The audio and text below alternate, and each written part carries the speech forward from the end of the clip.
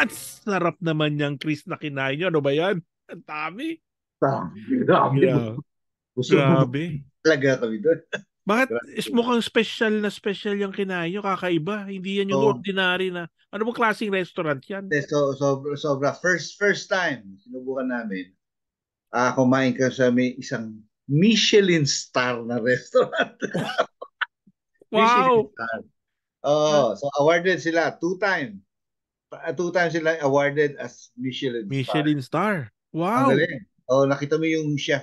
Mamaya, papakita ko sa inyo. Yung chef mismo, Japanese mismo siya. Nagpunta kami sa Japanese restaurant. Ano Ang pangalan? pangalan niya, Yokashi Restaurant. Ay, Wow. highly recommended pag nagpunta ka ng Toronto. Nako. Subukan mo. Sa picture pa lang na pinakita mo, nakakalaway na. 9 courses. Hindi ka order. Magbabayad ka. Bahala si chef. Chef's choice yun. So, siya ang magsasabi kung ano yung lulutuin niya. Tapos, pinapaliwanag niya isa-isa. Wow. Tapos lulutuin din sa inyo. Sa harap mo mismo niluluto. Nako. Habang nagluluto siya, pinapaliwanag niya. Story. Magaling siya. Magaling talaga. Pakita mo naman sa amin yan. Pero syempre, mga ka-XL, welcome back. Welcome back. Oo, di ba? Pero may papakita si Chris. Pero again, invitahin natin sila to like, subscribe, and share our videos. Welcome to the XL Show. Extraordinary Life. Extraordinary Life. Ito, warning lang sa mga nanonood. Magugutom kayo. Magugutom kayo sa kakapanood. Sige. Pakita na natin, Chris. Extraordinary food from a Michelin star restaurant. What's this? The parts of the fried food, the parts triangle shape. So the edges of Hokkaido and the rubber. So I'm going to toss this at the top. Between this, it will shift off Japanese plate. So we have two pieces on the plate.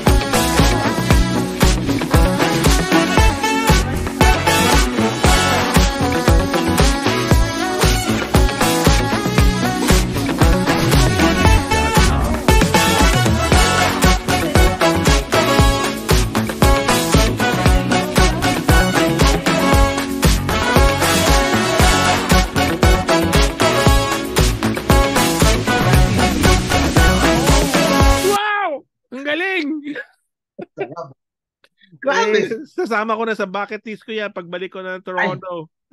Sobrang special ng treatment sa amin.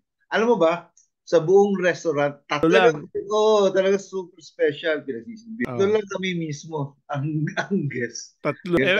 Saka attentive sa'yo, ganun. Tatlo, Michelin star baka naman mahal yan. Magkano ang medyo ginastos nyo sa ganyang kasarap? Tatlo lang kami. Pero ang bayad namin, $400 bawat isa. Oh my So, 400 per head. Para kumuha na kami kagad dun sa 2 oras na kinain.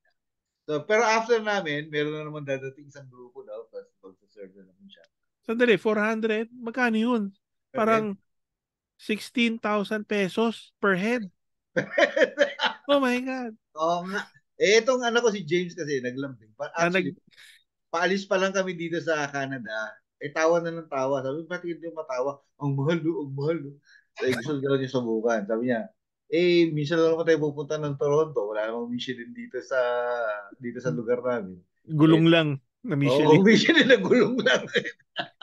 So, yun lang. So, kaya sinubukan namin. Ako naman, sulit naman for experience. So, pero ang galing, no? Parang bumili ka ng, imbes na bumili ka ng cellphone, kinain nyo.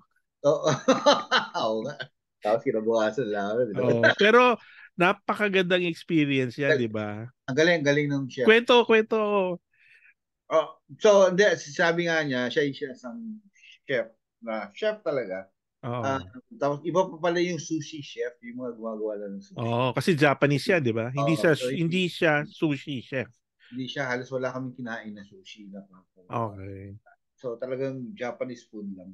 Tsaka Japanese siya, syempre. Diba? Japanese talaga siya. Talaga siya. Galing. So, okay na. Tapos 9 courses. 9 courses yun, kanina. Pinagtsagaan kong unang lahat isa-isa. Naparod naman na kanina kung gaano kasarap yung pagkain.